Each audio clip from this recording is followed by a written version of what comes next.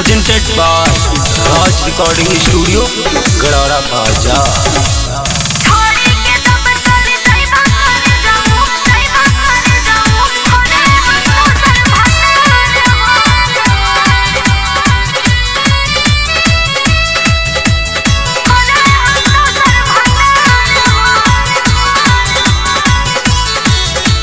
जब से तू मामा के घरे गइलू मन करे जाई कतार हो। जब से तू मामा के घरे गइलू मन करे जाई कतार हो। छोड़ी के जब चली जाइबा करे जाऊ खोले हम दूसर भतार हो। छोड़ी के जब चली जाइबा करे जाऊ खोले हम दूसर भतार हो। जब से तू मामा के घरे गइलू मन करे जाई कतार हो। जब से तू मामा के घरे गइलू मन करे जाई कतार हो। छोड़ी के जब चली जाइबा करे जाऊ खोले हम दूसर भतार हो। छोड़ी के जब चली जाइबा करे जाऊ खोले हम दूसर भतार हो। खोले हम दूसर भतार हो। खोले हम दूसर भतार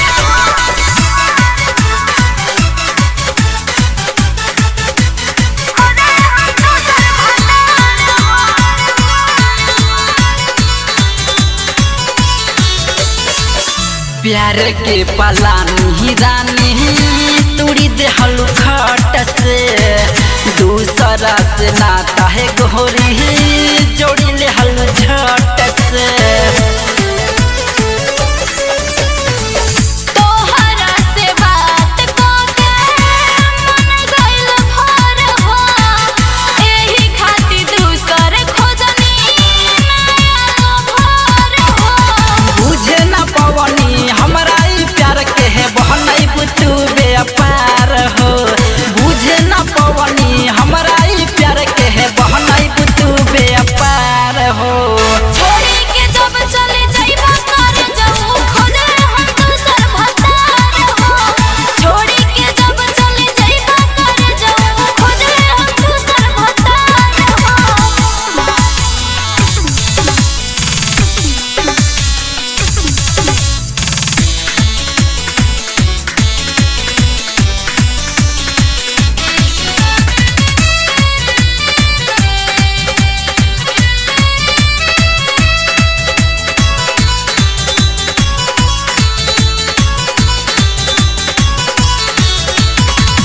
असरा धरबलु रानी सपना पुरैबू।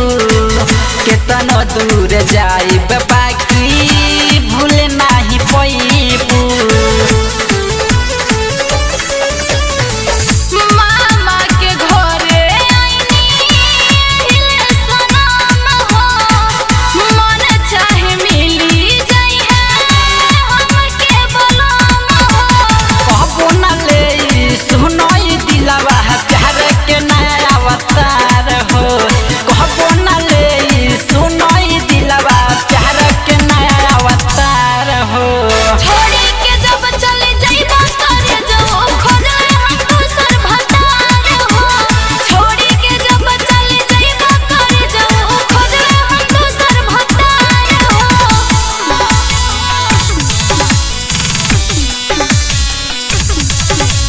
छोड़ी के जब चले जाइबा करे जाऊ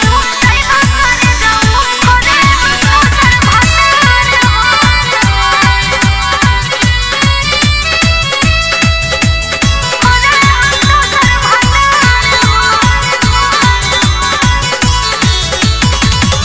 मारी के मुंगाई बना तो खुद मरी जाइब। तोहरो जुदाई रानी सह नाही पाइब। जा तनी रवि तोहके हम ठोकरा के रितेश के दुल्हा बनाई तोहके भुला के। चाहके न होई सुनो अनुराधा के हुस्न नाचार हो। चाहके न होई सुनो अनुराधा के हुस्न